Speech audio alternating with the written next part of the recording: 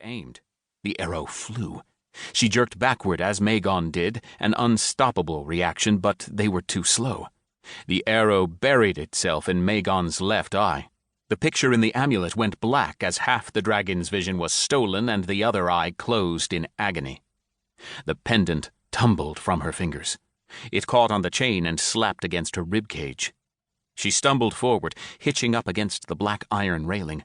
Her fingers curled around the top as she leaned over and screamed into the calm night air that mocked the foolish surety of her victory. This should not have been possible. Two untrained Venators escaping Magon even with help? But she'd watched it happen. And now the Venators would return to the council where they would grow in strength while one of her greatest assets was desperately wounded. Her hands trembled against the cold iron, and breath squeezed out of her raw throat in a shaky hiss. And then Zio did what she did best.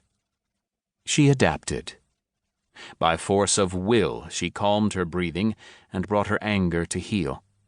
Her heart slowed, the beats halving in time and then halving again. Zio levered herself up to standing, mindfully releasing the rail and steadying her hands against the smooth silk of her gown. She was master of her body.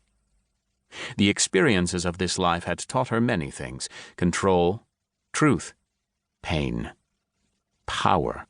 But through the many metamorphoses of Zio, one truth had reigned. There was always another way. With her mind now calm, a plan began to form, slipping in and out as it morphed and changed, reacting to future problems she already anticipated. This plan was far more subtle than an attack by dragon and would require a certain amount of manipulation. It would demand patience and time, and more of both than she wanted to give.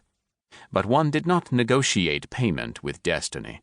The cost was the cost, and it would be paid without complaint. This plan would be an investment in another Venator, one currently sitting in her dungeons.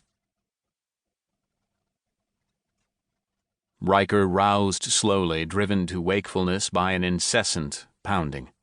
Reluctantly, he peeled open his eyes. That motion alone was immensely uncomfortable. Heavy lids felt like sandpaper, forcefully scraping away the sleep and booze. He'd drunk a lot last night, but he'd never woken with a hangover quite like this. The room slowly came into focus. The light was dim, and it took a while to make out his surroundings.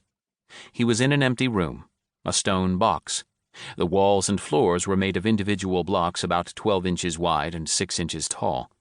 They'd been mortared together with something that looked like tar, smooth and shiny. A foul smell, body odor, sweat, and barnyard overwhelming in its potency, rammed up his nostrils.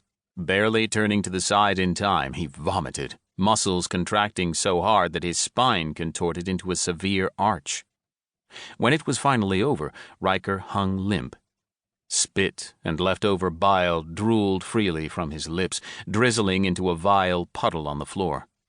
It was then, because of the odd twist of his shoulders, that he finally realized his arms and legs were tied to the chair. What the hell? Sitting up, Ryker wiped his mouth the best he could on the collar of his shirt and jerked against the bonds. "Chad? Luke?" A torch was the only light in the room, flickering by the wide iron door. It was damn authentic for a prank. "This isn't funny, guys." No response, only a dull thud as his words were swallowed by the room. He listened for something, anything, straining against the silence, but all he heard was a barely audible dripping. He squinted, making out lines on the stone walls where the thin streams of water ran, so slight they made no sound except the occasional ping resonating from the furthermost corner where one splashed onto the floor. He pulled and wiggled, trying to free his wrists, but made no progress. What happened last night? He couldn't remember anything. "All right, guys, I'm impressed," he called to the door. "Did Rune put you up to this?" He loved his sister, but the